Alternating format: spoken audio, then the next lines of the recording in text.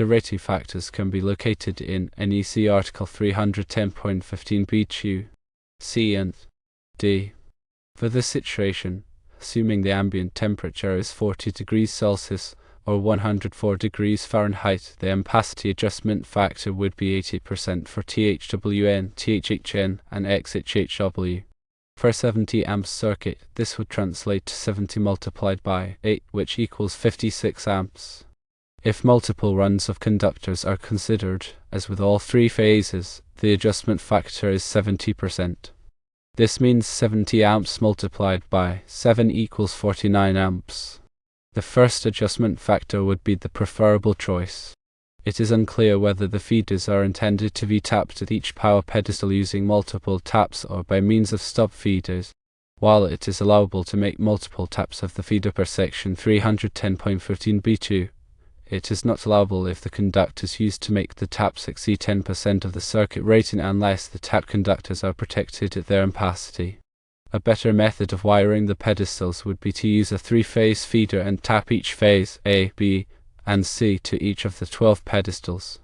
If the shacks are considered a portable building, it will be necessary to provide a disconnect at the shack per NEC 550.32b, and conductors larger than 10 AWG must be enclosed in a raceway for the first 10 feet of the run, as per NEC 550.33b.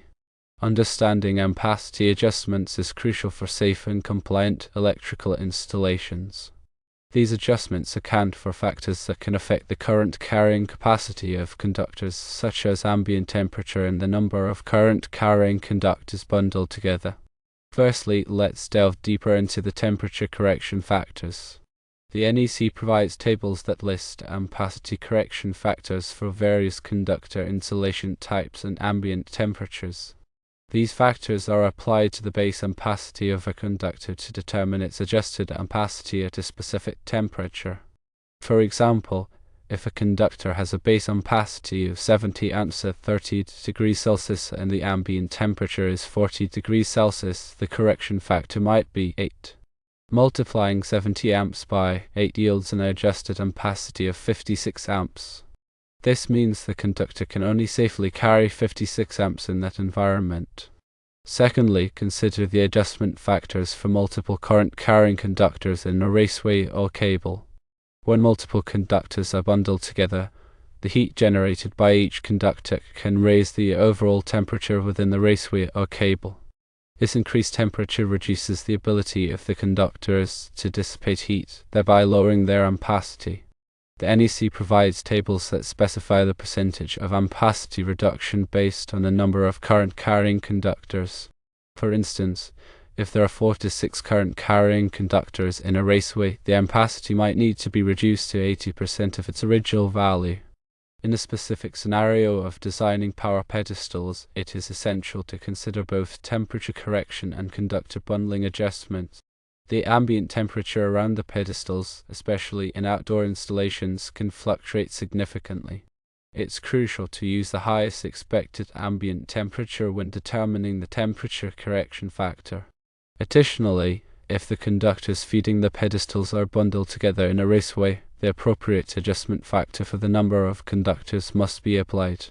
The rules regarding tapping feeders are another critical aspect of electrical design. A tap is a connection made to a feeder conductor between the overcurrent protection device at the source and the final overcurrent protection device protecting the load. The NEC allows for taps under certain conditions to provide flexibility in electrical distribution. However, these taps must be carefully designed and installed to ensure safety and prevent overloads. One important rule is the 10-foot tap rule.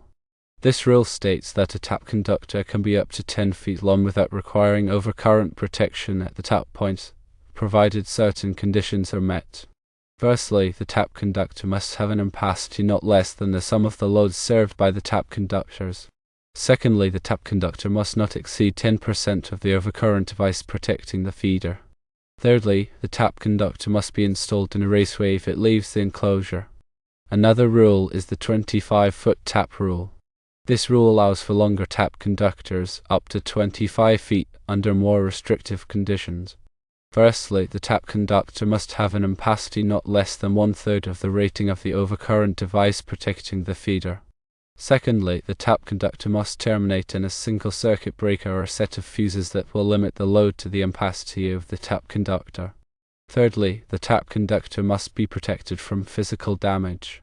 When designing power pedestals with multiple taps, it is crucial to adhere to these tap rules to ensure that the tap conductors are adequately protected and do not create a safety hazard.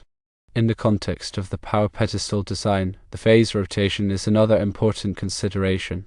Phase rotation refers to the order in which the three phases of a three-phase power system reach their peak voltage. Incorrect phase rotation can cause equipment to malfunction or operate in reverse. To ensure proper phase rotation, it is essential to follow a consistent wiring scheme when connecting the feeders to the pedestals. A common practice is to use the ABC phase sequence, where phase A leads phase B, which leads phase C. Maintaining this sequence throughout the installation will prevent phase rotation problems. The NEC does not explicitly mandate a specific phase rotation, but it is good engineering practice to establish and maintain a consistent sequence. This can be achieved by carefully labeling conductors and using color-coded wiring. Now let's discuss the requirements for portable buildings or shacks that are connected to the power pedestals. The NEC defines a portable building as a building designed to be readily moved or relocated. If the office shacks in question meet this definition, certain additional requirements apply. Firstly, a disconnecting means must be provided at the shack, per NEC 550.32b. This disconnecting means allows for the complete isolation of the shack from the power supply, which is essential for safety during maintenance or emergencies. The disconnecting means must be readily accessible and clearly marked. Secondly, conductors larger than 10 AWG must be enclosed in a raceway for the first 10 feet of the run, as per NEC 550.33b.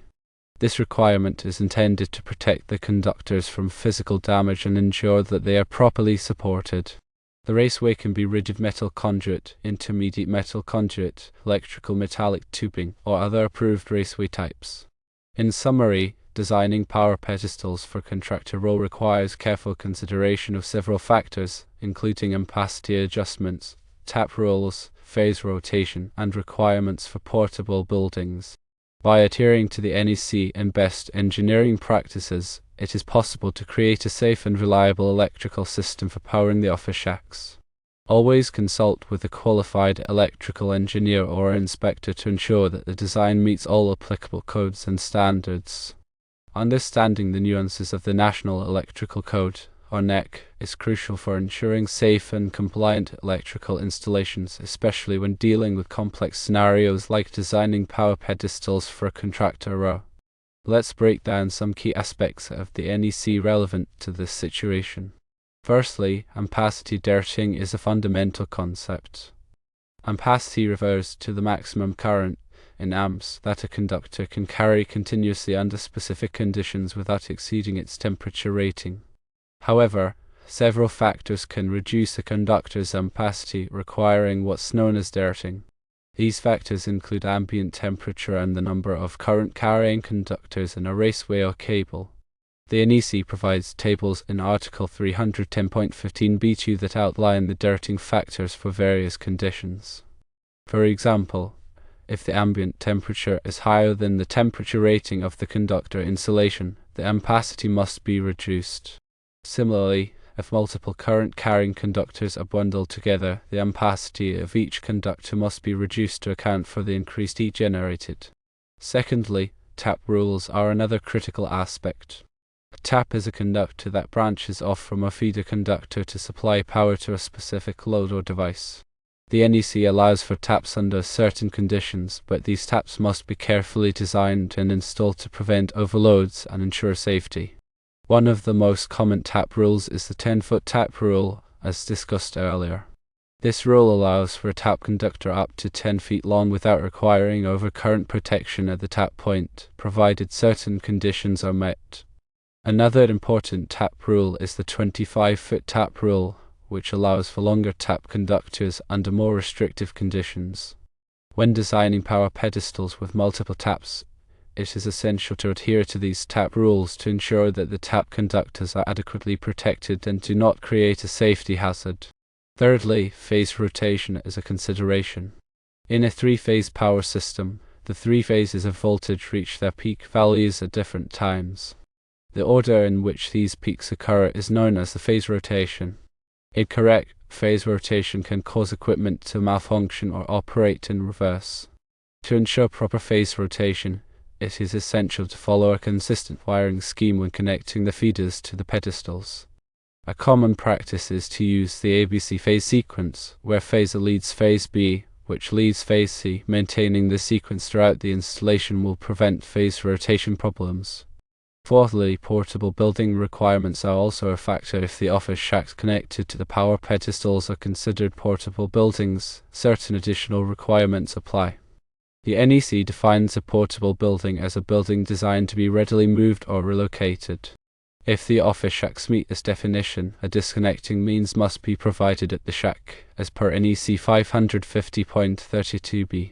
This disconnecting means allows for the complete isolation of the shack from the power supply, which is essential for safety during maintenance or emergencies. Additionally, conductors larger than 10 AWG must be enclosed in a raceway for the first 10 feet of the run, as per NEC 550.33b. This requirement is intended to protect the conductors from physical damage and ensure that they are properly supported. In addition to these specific requirements, it is also important to consider general wiring methods and materials. The NEC specifies approved wiring methods for various applications, including underground wiring, which may be relevant for the power pedestal installation. The NEC also specifies requirements for conductor insulation, grounding, and bonding. It is essential to use approved materials and follow proper wiring techniques to ensure a safe and reliable electrical installation. The NEC is a complex and comprehensive document, and it is essential to consult with a qualified electrical engineer or inspector to ensure that the design meets all applicable codes and standards. The NEC is not a design manual, but rather a set of minimum safety requirements. Good engineering practice often dictates exceeding these minimums to provide a greater margin of safety and reliability. For example, it may be prudent to use larger conductors than required by the NEC to reduce voltage drop and improve efficiency. Similarly, it may be beneficial to provide additional overcurrent protection or surge protection to protect sensitive electronic equipment. Designing power pedestals for a contractor requires careful attention to detail and a thorough understanding of the NEC.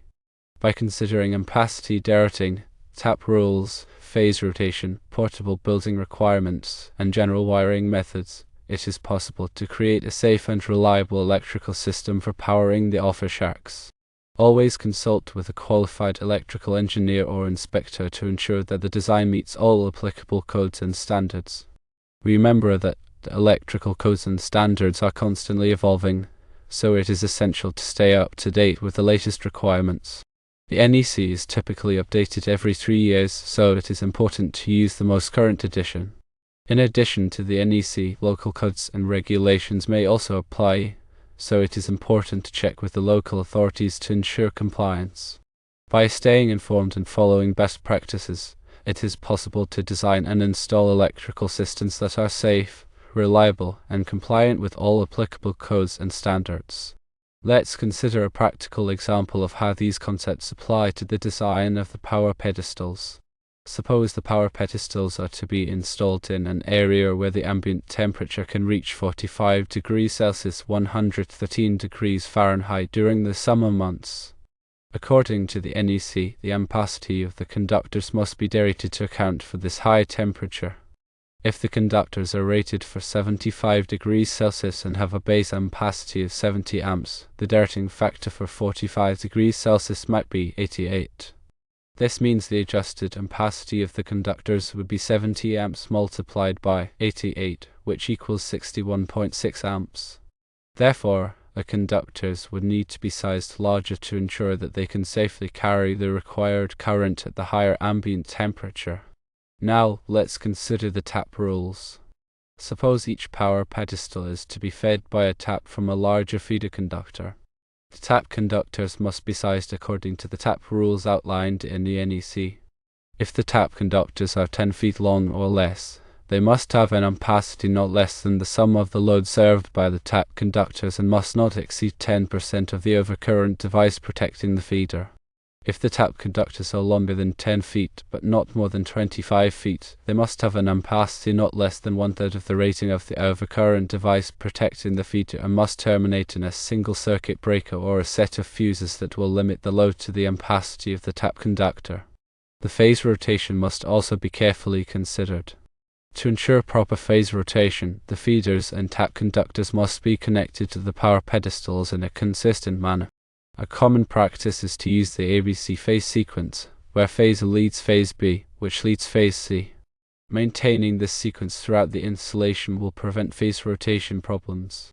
Finally, if the office shacks connected to the power pedestals are considered portable buildings, a disconnecting means must be provided at each shack. This disconnecting means allows for the complete isolation of the shack from the power supply, which is essential for safety during maintenance or emergencies. The disconnecting means must be readily accessible and clearly marked. In addition to these specific requirements, it is also important to consider general wiring methods and materials. The NEC specifies approved wiring methods for various applications, including underground wiring, which may be relevant for the power pedestal installation. The NEC also specifies requirements for conductor insulation, grounding, and bonding. It is essential to use approved materials and follow proper wiring techniques to ensure safe and reliable electrical installation.